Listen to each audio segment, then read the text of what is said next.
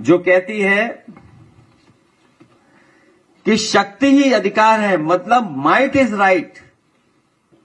कभी एक समय पर इस बात को कहा जाता था कि शक्ति ही अधिकार है, माइट इज राइट, जबकि लोकतंत्र में कहा जाता है, कहते हैं कि राइट इज माइट। इसी कारण फर्जी इनकाउंटर लोकतांत्रिक व्यवस्था के विरुद्ध एक बहुत बड़ा षड्यंत्र है, जो संविधान में दिए गए न्याय के राज और सामाजिक न्याय के राज को भी सिरे से नकारता है। फर्जी इनकाउंटर का 1.10वें हिस्से मतलब 0.1% लोगों को मिली अपनी सरकारी शक्ति का आपराधिक इस्तेमाल करना है। जो सरकार में लोग हैं, जिस तरीके से इस्तेमाल कर रहे हैं अपनी ताकत का, वो कई घटनाओं में हमें आपको देखने को मिलता है। फर्जी इनकाउंटर करने वाले सरकार नहीं, गुनहगार हैं। जिस इनकाउंटर के पीछे चले मर्जी, समझो वो है फर्जी। सच्चाई तो यह है कि मर्जी के हिसाब से फर्जी इनकाउंटर हो रहा है। उत्तर प्रदेश में इनकाउंटर वर्चस्व की धाक जमाने के लिए किए जाते हैं। अपनी धाक बनी रहे, धाक से लोग डरें, इसलिए उत्तर प्रदेश में इनकाउंटर किए जा रहे हैं। उत्तर प्रदेश में भाजपा सरकार इनकाउंटर के बहाने पीडीए को डराकर उसका हक मारना चाहती है। उत्तर प्रदेश में भाजपा सरकार जाति धर्म देख करके इनकाउंटर करवाती है। इससे प्रदेश का सामाजिक सौहार्द बिगड़ता है। फर्जी इनकाउंटर नाकाम सरकार की पहचान है।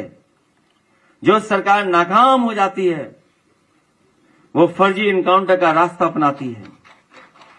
फर्जी इनकाउंटर से भाजपा सरकार आम जनता पर मनोवैज्ञानिक दबाव बनाना चाहती है। डर, भय, मनोवैज्ञानिक दबाव बनाना चाह रही है फेक इनकाउंटर के बहाने। फर्जी इनकाउंटर से लॉ एंड ऑर्डर संभलता नहीं है, बल्कि और बिगड़ता है, क्योंकि इससे पुलिस में भ्रष्टाचार फैलता है। फर्जी इनकाउंटर से भाजपा सरकार ने सरकारी स्तर पर एक पूरा अपराध तंत्र खड़ा कर दिया है, जिसमें कई स्टेज पे हमें आपको देखने को मिलता है। फर्जी इनकाउंटर को सही साबित करने के लिए कुछ भ्रष्ट वकील मनगढ़ंत कनपुरिया किस्सा बताते हैं और फिर वो अधिकारियों और सरकार को ही ब्लैकमेल करते हैं। फर्जी इनकाउंटर से घूसखोरी और काली कमाई का कुचक्र शुरू होता है। फर्जी इनकाउंटर मानवाधिकार की हत्या करता है। अभी हमारे साथी यहां हैं, उन्होंने एक बहुत बड़ा डेटा तैयार किया कि मानवाधिकार को समय समय पे उन्होंने शिकायतें की हैं, जिसका वो डेटा भी आपको देंगे। फर्जी इनकाउंटर में जो मारे जाते हैं, उनको मारने वाले भी आखिर वो वैधानिक और सामाजिक रूप से मारे जाते हैं, क्योंकि फर्जी इनकाउंटर में संलिप्त पुलिस जब फंसती है तो भाजपा सरकार उससे मुंह मोड़ लेती है। जौनपुर का एक उदाहरण है कि जहां पर पुजारी यादव का इनकाउंटर किया था और उसकी हम सब ने मिलकर के मदद की। जब फर्जी इनकाउंटर के खिलाफ लड़े वो परिवार, अंततः कई उसमें पुलिस के लोग जेल में हैं। फर्जी इनकाउंटर में संलिप्त पुलिस वालों को जब जेल होती है तो उनके परिवार वाले सामाजिक अपमान का शिकार होते हैं। जनता उनके मान सम्मान का सोशल इनकाउंटर करती है, क्योंकि समाज में उन्हें जब रहना पड़ता है, समाज में जब फेस करना पड़ता है, तो उनका सोशल इनकाउंटर होता है। उनसे धीरे धीरे लोग दूरियां बना लेते हैं। फर्जी इनकाउंटर में संलिप्त पुलिस वालों को जेल की घुटन भरी काल कोठरी के अंधेरे में जब तक ये समझ आता है कि भाजपा किसी की सगी नहीं है, तब तक बहुत देर हो चुकी होती है। फर्जी इनकाउंटर में संलिप्त पुलिस वालों के परिवार वाले जिंदगी भर ये सोचकर अपराध बोध में ग्रस्त रहते हैं कि उनके पति या पिता हत्यारे हैं। ये बात उनके मन मानस में ही इनकाउंटर कर देती है। वो समाज से कभी आंखें नहीं मिला पाते हैं और पूरी जिंदगी कुंठा में गुजारने की मजबूर हो जाते हैं। फर्जी इनकाउंटर में संलिप्त पुलिस वालों को यह जरूर सोचना चाहिए कि सरकार अपने फायदे के लिए किस तरह उनका इस्तेमाल कर रही है और उन्हें अधिकारी से अपराधी बना रही है।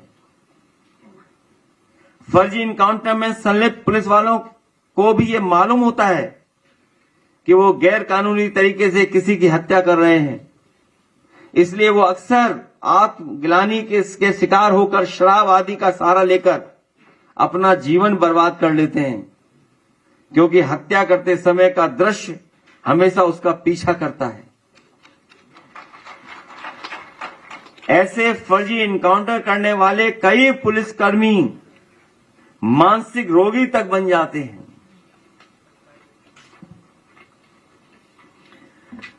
फर्जी इनकाउंटर में संलिप्त पुलिस वाले दूसरे को तो एक पल में मार देते हैं, लेकिन खुद सारी जिंदगी तिल तिल करके मरते हैं। फर्जी इनकाउंटर के डर से प्रदेश में निवेश नहीं आता है। भाजपा राज में ऐसे कई उदाहरण हैं जब पुलिस ने व्यापारियों से फर्जी इनकाउंटर कर डर दिखा करके पैसे वसूले हैं या उनको होटल के कमरों में मार दिया है। यही नहीं, इनकाउंटर का डर दिखा करके कई अधिकारियों ने महिलाओं के साथ गलत काम किया है।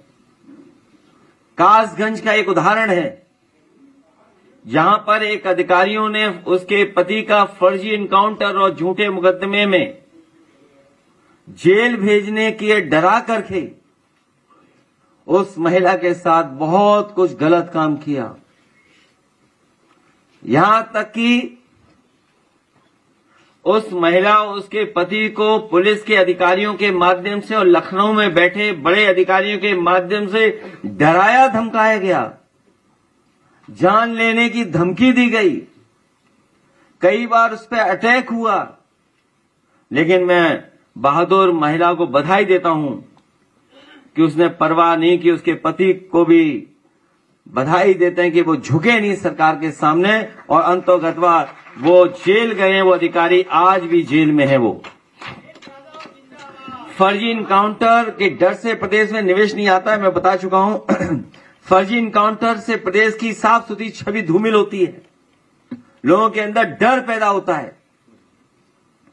फर्जी इनकाउंटर से भाजपा सरकार अपने भ्रष्टाचार पर पर्दा डालती है, क्योंकि जब कभी भी कोई खतरा नजर आता है सरकार पर, या फिर सरकार क्रिमिनल हो जाती है या सरकार फर्जी इनकाउंटर का सहारा लेती है।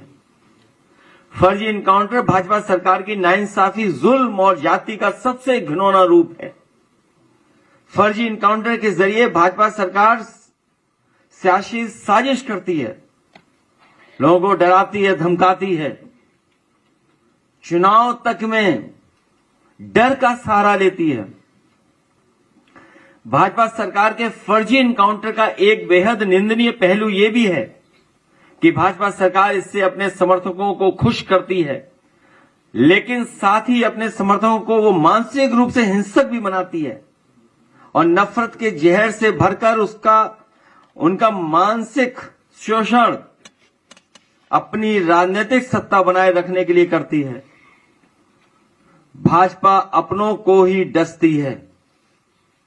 पक्षपाती फर्जी इनकाउंटर का एक बहुत बुरा असर यह भी होता है, लोगों का कानून के ऊपर से विश्वास उठ जाता है और बेकसूर लोग अत्याचार होने पर कानून की शरण में न जाकर के न्याय में विश्वास खो देते हैं। जनता का कानून में विश्वास होना किसी भी लोकतंत्र की कामयाबी की बुनियादी शर्त होती है। जाति आधारित फर्जी इनकाउंटर सामाजिक न्याय के राज को खारिज करता है। पक्षपाती फर्जी इनकाउंटर पूरी तरीके से संविधान विरोधी क्रिमिनल एक्ट है। कस्टोडियल डेथ्स की भी एक तरह से फेक इनकाउंटर ही है।